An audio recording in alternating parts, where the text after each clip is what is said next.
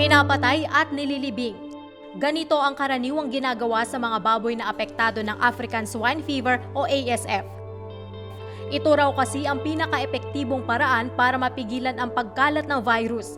Pero ang kapalit nito, pagkalugi sa kabuhayan ng marami nating mga kababayan. COVID ng mga baboy, ganyan ituring ang pamemese ng African Swine Fever o ASF sa mga babuyan. 2019 na itala ang pinakaunang kaso ng ASF sa bansa at makalipas ang halos 2 taon, ramdam pa rin ang epekto nito hanggang sa merkado. Sa loob ng mahigit 2 dekada, pag-aalaga ng baboy ang naging kabuhayan ng pamilya ni Mang Ramon sa Santa Maria, Bulacan. Kaya naman labis ang kanyang panlulumo nang tamaan ng ASF ang nasa 300 alagang baboy Hulyo noong nakarang taon. Wala silang nagawa kundi patayin at ilibing ang mga ito. Kung dati, puno ng mga alagang baboy ang kanilang kulungan, ngayon bakante na ito at hindi na napapakinabangan. Mapakahirap isipin, napakahirap sa katawan. Hindi mo malaman kung ano ba mararamdaman mo.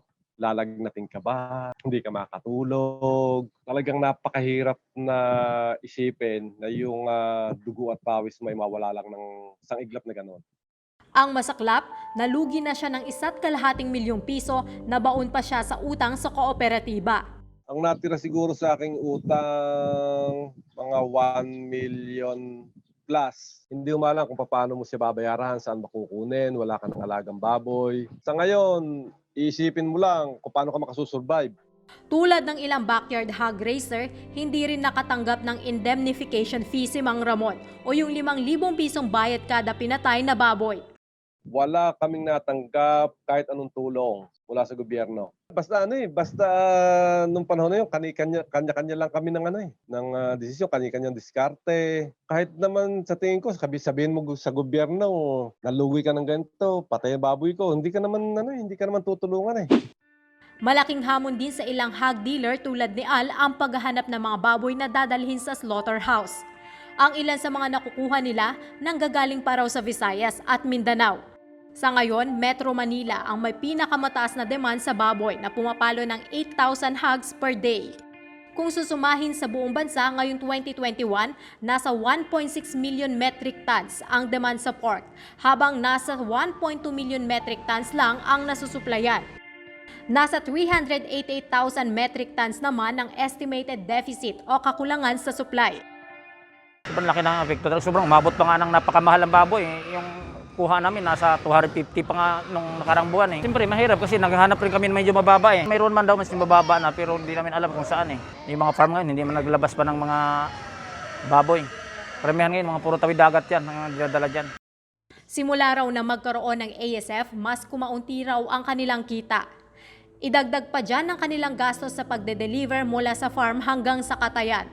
Ang presyo kasi ng live pig nasa 210 to 250 pesos kada kilo, depende kung saan manggagaling ang baboy. Ibebenta ito ng 280 pesos kada kilo sa slaughterhouse.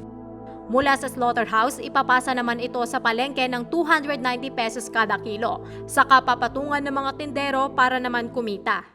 Pagka hindi ka maghanap ng baboy, di kami makapagkatay, walang makakain yung pamilya. Ang mga kinakatay na baboy binabagsak naman sa palengke. Pero sa Muñoz Market sa Quezon City, kapansin-pansin na nagsara ng ilang meat vendors.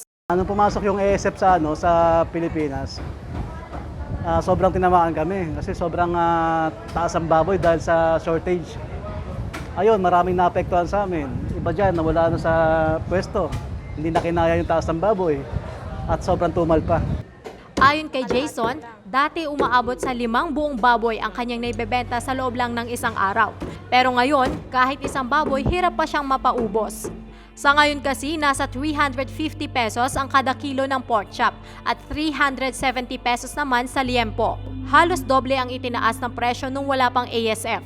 Problemado rin si Jason kung paano babayaran ang kanilang renta sa palengke na umaabot sa 30,000 piso kada buwan. Pati na ang renta sa bahay na umaabot naman sa 10,000 piso kada buwan. Bukod pa dyan ang araw-araw na gastos. Takot din kasi kung halimbawa wala na kami pambayad ng upa, wala nang customer na pumapasok sa palengke, malamang babagsak kami lahat dito.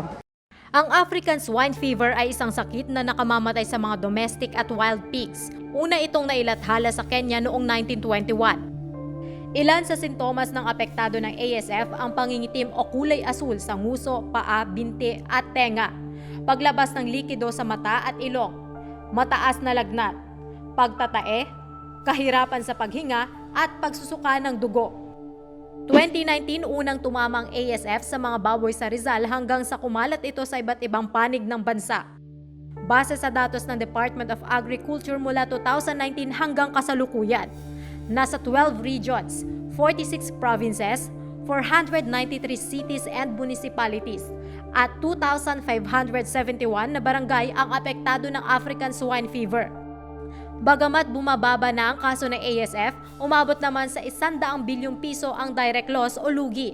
Dahil dito, isinailalim ang bansa sa state of calamity. Ang Pilipinas ay nasa ilalim ng state of calamity dahil sa South African swine fever outbreak. Layunin ng proklamasyon ang agarang pagtugon sa pagkalat ng ASF, pagtugon sa supply at pagpapababa ng presyo ng baboy. Ito po, magagamit yung pondong ito para ang LGU mismo, no, isa sa batas nila through their municipal, city, or provincial councils to set aside money for the control, to manage, and prevent the spread of ASF. Kung wala namang ASF naman sa mga ibang bayan, probinsya o syudad, ay maaari silang maglaan ng mga pondo para iprotektahan naman nila. Kung tutuusin, Oktubre noong nakarang taon pa raw, iminungkahi ng grupo ng hog raiser ang state of calamity. Nakukulangan din ang grupo sa solusyon ng pamahalaan para tulungan ang mga naluging hog raisers. Nasabi ko na noon pa, pero ayaw nilang makinig. Yung main reason kung bakit gusto natin magkaroon ng state of calamity, wala dyan. Yung indemnification o pagbabayad ng 10,000 piso kada ulo ng baboy natatamaan ng African swine fever, maging yan man ay alaga ng backyard raisers or commercial raisers. Sapagkat yan lang ang nakikita kong susi, nakikita namin mga lahat ng magbababoy sa industriya para mapigil ang mabilis sa pagkalat ng African swine fever. Sagot naman ng DA, ibinibigay na ang indemnity fund sa pamamagitan ng Philippine Crop Insurance Corporation o PCIC ng tanggapan. Ang pera po ay nanggagaling sa DBM, dinodokumento po yung kinukuha ng trato at lahat pa kung sino, na-ascertain ko sino may-ari, ganun po. At yan po ay hindi naman po kasi available kaagad yung pera. So yan po, nababayaran naman po sila. So ngayon ang mga tatamaan ng ASF ay kailangan, wala na pong, hindi na po 5,000, kundi 10,000 na. Mahigit 70% ng hog industry sa Luzon ang naparalisa ng ASF. Kaya naman nagdadala na ng supply sa rehiyon ang mga hog raiser mula Visayas at Mindanao. Pag-aangkat din ng baboy ang isang solusyon ng pamahalaan para matugunan ang kakulangan sa supply ng karne.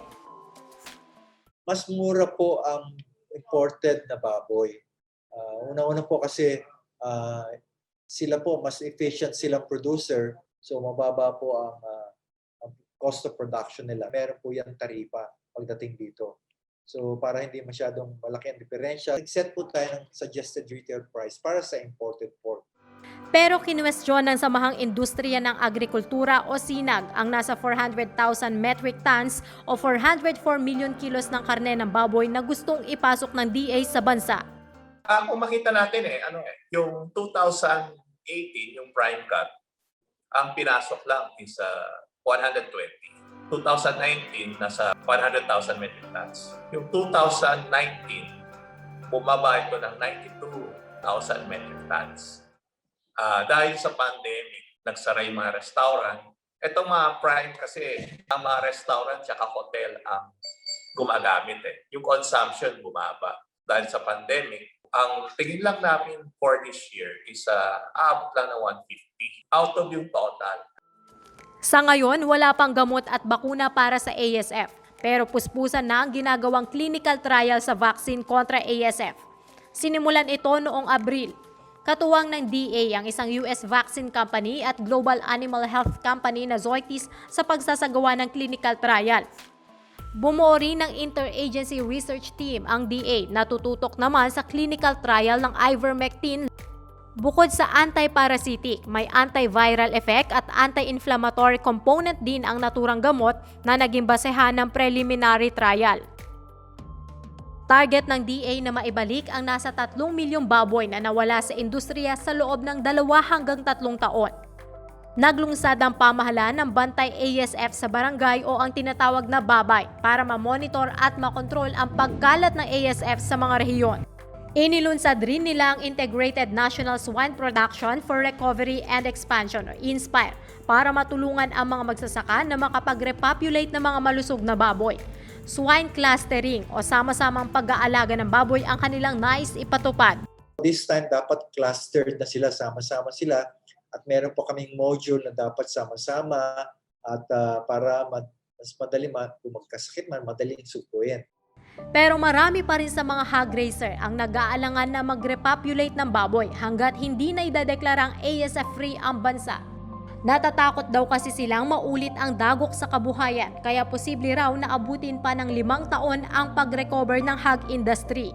Yung 2 to 3 years na sinasabi nila, kung yung sistema nila ang ating titingnan, 5 years hindi mangyayari. Para kami magkaroon ng lakas ng loob na muling mag-invest, magdagdag, bumalik, yung mga magbababoy natin, ay yun muna ang dapat nilang unahin. Magpondo sila, magawa na supplemental budget na mailagay dyan sa pagtulong sa ating tinatamaan na African Swine Fever. Kahit may mga importation ganito, muli at patuloy na makakaranas ng mahal na bilihin, kawawa ang ating mga consumer. Yung gusto nilang proteksyonan sa maiksing panahon ng mga consumer ay in the long run, ay higit na magsasaper itong ating mga consumer. Tulad ng kinakaharap nating pandemya, bakuna kontra ASF ang nakikitang susi para manumbalik ang sigla ng local hog industry. Pero habang nasa clinical trial pa rin ito, umaasa ang mga hog raisers na mapabilis ang tulong mula sa gobyerno para muli sila makabangon mula sa pagkalugi. Ako si Lilian Tiburcio, I stand for truth.